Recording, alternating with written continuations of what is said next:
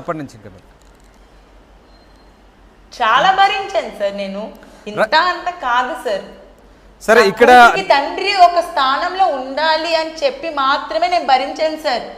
మనిషి పతివ్రతని కాదు సార్. తెలిసాకైతే భరించడానికి రీజన్ నా కూతురు. తన కోసం భరించాను సార్.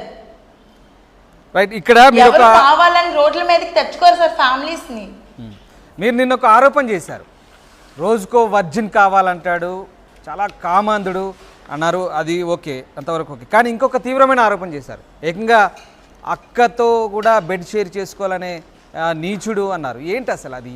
అది వినడానికి కూడా చాలా దరిద్రంగా ఉంది. సో అది ఏంటి అసలు? ఆ ఇష్యూ ఏంటి? ఎందుకు మీరు దాన్ని రేజ్ చేయాల్సి వచ్చింది? దాంట్లో వాస్తవం ఏంటి సార్? నాతో మ్యారేజ్ ఫిక్స్ అయ్యాక పెళ్లి కొడుకుని చేసినప్పుడు ఇంటికి వచ్చే చుట్టాలు ఉంటారు కదా సార్, అందులో వాళ్ళ సొంత పెద్దనాన్న పెద్దమ్మ కూతురు. ఆ అమ్మాయి షీఈ్ ఆల్రెడీ మ్యారీడ్. అప్పటికే తనకి ఒక బాబు ఉన్నాడు. అయినా సరే ఆ అమ్మాయిని అడిగాడంట, నువ్వు నాతో పడుకుంటావా, నువ్వు నాకు ఇస్తావా అని అడిగాడంట. తను వెంటనే స్కోల్ చేసిందంట. పోనీ అదంతా పక్కన పెడితే వెన్ షీ వాజ్ స్లీపింగ్ తను పక్కకు వచ్చి తన మీద చేతులేసి తన్ని రాంగ్ గా హ్యాండిల్ చేయడం కూడా చేశాడంట సార్. చెప్పేస్తుంటే వద్దు అంటే మీకు ఎలా తెలిసింది? అంట అలా జరిగిందంట? నేను వెళ్ళి చూసి రాలేదు కదా సార్. నేనేం డైరెక్ట్ గా వినలేదు కదా. ఓకే, ఎవరు చెప్పారు? అంటే మరి నేను వినింది మీకు చెప్తున్నాను. ఆ రికార్డ్ నేను విన్నాను. ఇది మీకు ఎప్పుడు తెలిసింది? మీకు తెలిసినప్పుడు మీరు నిలదీశారండి? ఇలా ఇలా చేయడం ఏంటి? ఏకంగా సొంత కజిన్ ని. నేను వెంటనే మా మావయ్య గారి వాళ్ళ ఇంటికి కూడా వెళ్ళాను సార్.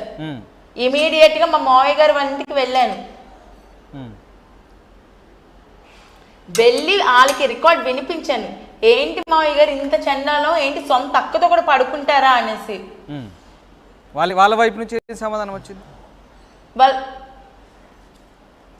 వాళ్ళు లేదమ్మా లేదమ్మా అదంతా ఫాల్స్ స్టేట్మెంట్, నువ్వు నమ్మద్దు, అదంతా నమ్మద్దు అనేసి చెప్తున్నారు. కొడుకు సార్ టెర్రరిస్ట్ అయినా నా కొడుకు పతివ్రత బంగారం అని చెప్తారు సార్ తల్లిదండ్రులు. కొంతమందే ఉంటారు ఎదవని ఎదవానే చెప్తారు. ఎదవని ప్రూవ్ అయ్యాక కూడా నా కొడుకు బంగారం అని చెప్పడం కరెక్ట్ కాదు సార్. ఏ పెళ్ళిన అమ్మాయి కూడా బయటకు వచ్చి నీ మొగుడు ఇలా చేసాడు అలా చేసాడని చెప్పదు సార్. ఎంతో కడుపు మంట గుండెల్లో పెట్టుకొని అన్ని సంవత్సరాలు నాకు చెప్పింది అంటే తను ఎంత నరక యాతన పడుంటే సార్ సొంత తమ్ముడు అలా అడిగినప్పటికీ. ఇప్పుడు సోకాల్డ్ సిస్టర్ వర్స అమ్మాయి చాలా థ్యాంక్ యూ వదినా, నువ్వు నాకు ఆ విషయం చెప్పి చాలా అంటే చాలా హెల్ప్ చేసావు. లేదంటే ఇలాంటి నీచుడు వల్ల నువ్వు చెప్పకపోతే రేపు నా కూతురు కూడా బలైపోవచ్చు.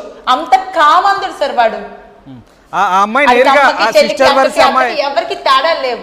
ఆ సిస్టర్ వర్స అమ్మాయి నేరుగా మీతోనే షేర్ చేసుకుందా ఆ విషయాన్ని? నాతోనే డైరెక్ట్ షేర్ చేసుకున్నారు సార్. రైట్, అర్థమవుతుంది.